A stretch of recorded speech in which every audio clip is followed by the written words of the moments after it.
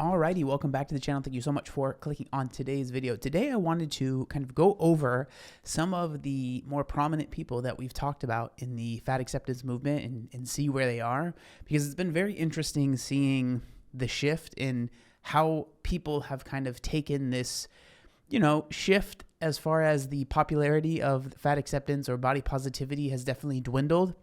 It's definitely not as much in the forefront of social media. It's not in the forefront of just media in general. You don't hear about it as much on TV. You don't hear about it as much really anywhere. And I do think that a big part of that is the prevalence of GLP-1s and how popular they have become and how ubiquitous they really are, especially on social media. It's been very interesting seeing all the different players and all the different people that we've talked about before that were, very popular in the body positivity, fat acceptance space, and how they have been navigating that. We're going to be focusing on two people today, and those two people are going to be Jordan Underwood and Virgie Tovar, two people that we've talked about quite a bit on this channel.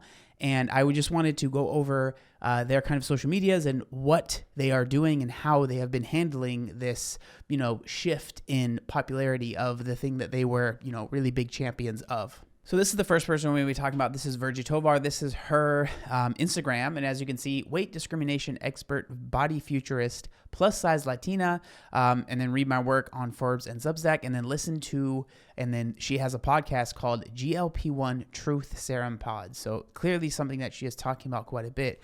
And as you can kind of see, if you go through her posts, a lot of them are kind of talking about GLP-1s and how those things and how those are affecting people. I thought that this video right here that we're going to click on was very interesting. This is her talking about her experience at New York Fashion Week and how she feels that she was fat shamed while she was there. And, she explains why she feels that happened. I wanted to talk about my recent experiences of being fat shamed while I was in New York last week.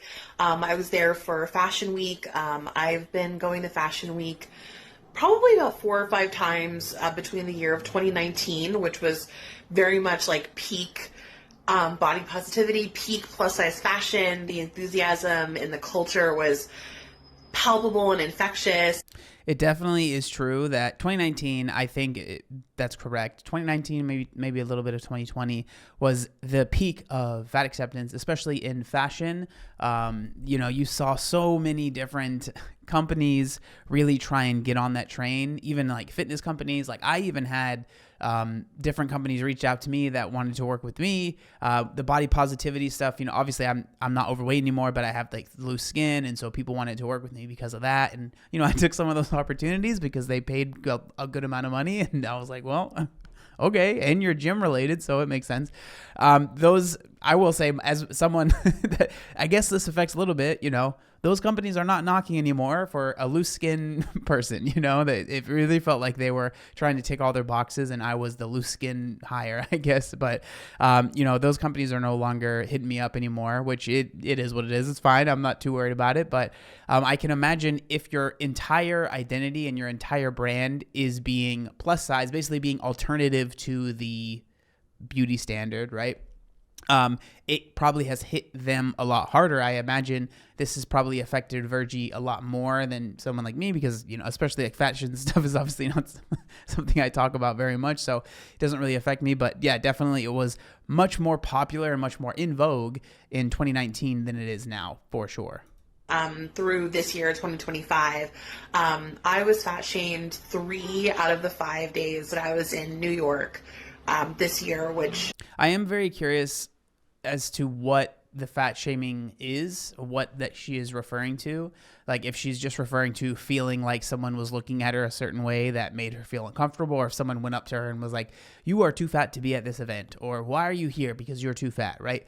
I have an inkling that it was probably something very much so like maybe microaggression type of thing where it was a very small, inconsequential thing that she feels was fat. But maybe I'm wrong. Maybe someone went up to her and was like, why are you here? You're too fat to be here. But I don't know. Maybe I'm wrong on that. Has not been my experience historically. I wanted to point this out because there are real life, real world, human impacts for cultural shifts around like the pro weight loss culture that we're in right now because of GLP-1s and how hard they're being marketed. There are real life, real human impacts in terms of how comfortable people feel articulating fat phobia when we're living in a time when like the plus size industry is being dismantled. And this is exactly why whenever I would make videos talking about this and the amount that it felt like it was being pushed and, just being like forced, especially by these big companies. And I would even say, like, back in the day, I would say, like, I'm not sure if this is the best thing because I talked about the pendulum. I bring it up all the time, right? We talk about the pendulum and it was like really swinging here where everyone was talking about fat acceptance, every single brand, everything was pushing and pushing and pushing. And eventually that pendulum's going to swing, right? And does it swing back to neutral? No, it always goes right back up to the other extreme, right? Was it Newton's, I don't know, number law, equal opposite reaction action thing? I don't know. Okay. But like, extreme here, it swings back to the other extreme. It's not just going to go boop right back into the middle and it's going to be normal, right?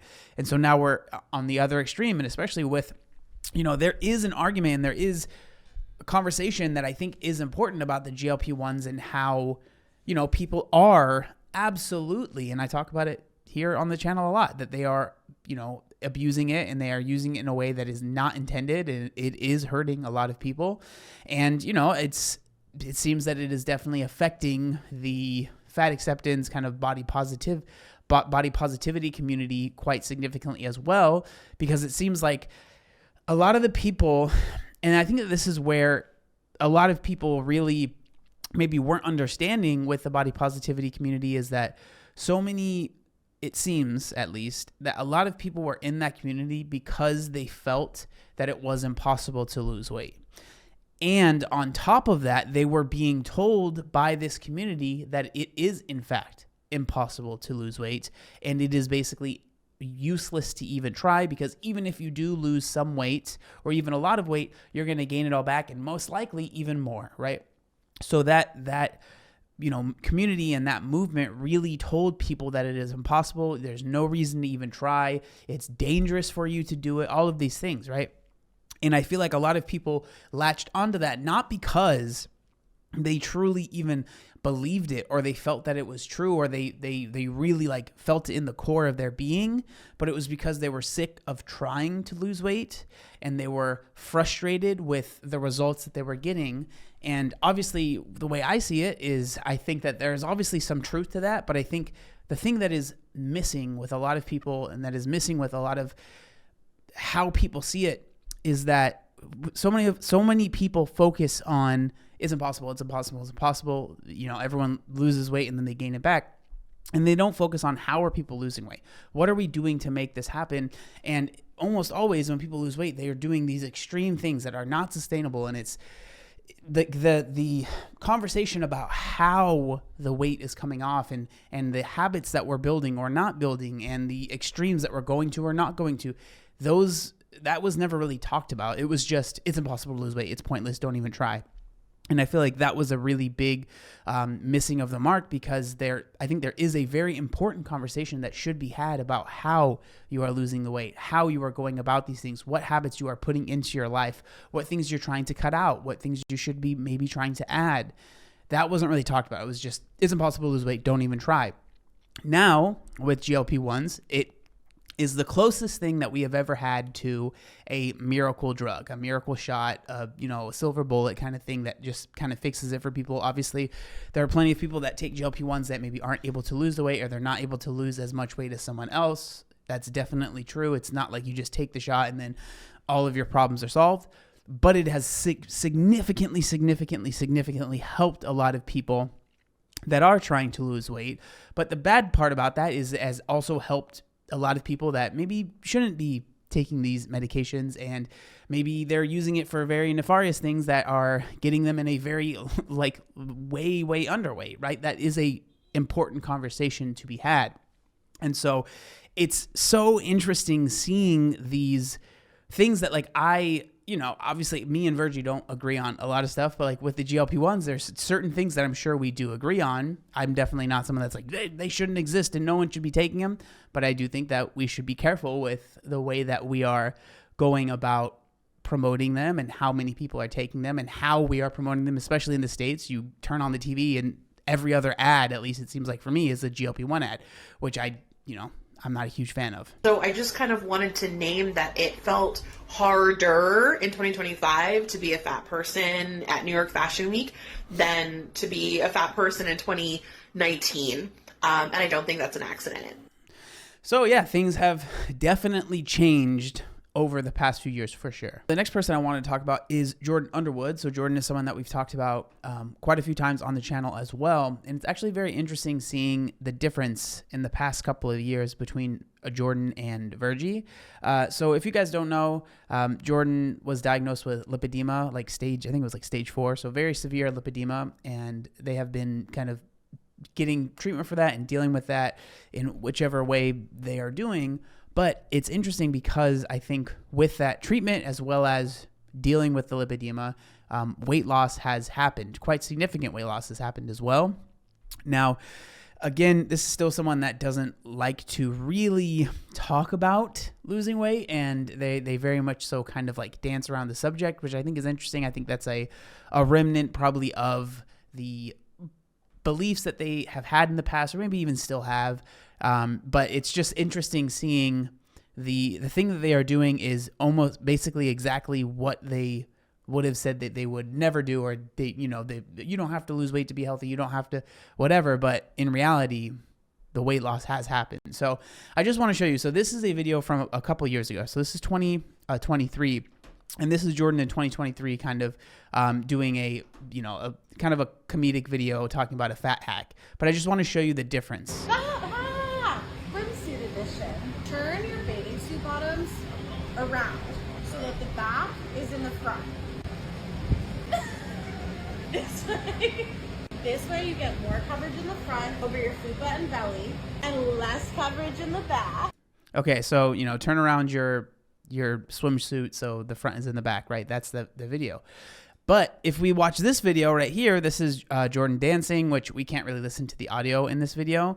But this is them putting on clothes and then going to a dance studio. That's something that they've been doing quite a bit, I guess, over the past few years, has been dancing pretty much almost every day. They were a dancer before. They were really struggling with the lipedema, and now they're still dancing. But it's very interesting because if we go over here to the comment section, we see this, right? So, hey, honey, do you mind sharing how much weight you've lost? You look fantastic. And then someone comes here and says, watch. So Jordan uses they, him pronouns. So watch, he's going to block you for asking that. And then Jordan just responds with 200 pounds. So Jordan has lost 200 pounds over the past 2 years. So, they've lost a significant amount of weight. And it's just so interesting because you can tell that they are very against even talking about that or even really sharing that journey, it's just so interesting to me because I'm always so curious how isolating that must feel, because you're not losing 200 pounds by not really trying, right? Obviously, I'm sure that Jordan has done all of the lipedema stuff, and that's, I'm sure, helping, which I hope it is, right? Because it seems like it was a terrible thing to deal with. But it's so interesting to see someone that, before they were very open about talking about all their struggles, being a bigger person and how that affects them and how that's such a big deal with them. But now that they have lost this weight, it's almost like they feel this fear mentioning it, because so many of the people that follow them will probably have hurt feelings, right? With them talking about the fact that they've lost a lot of weight. I just thought it was so interesting seeing these two different people that were such big players in the fat acceptance, body positivity space, and how they are dealing with it now in 2025, post like pinnacle of those things, right? I just thought it was super interesting. I wanted to share that with you guys. I would love to know what y'all think down in the comment section down below. Thank you so much for watching, and I'll see you next time. Peace.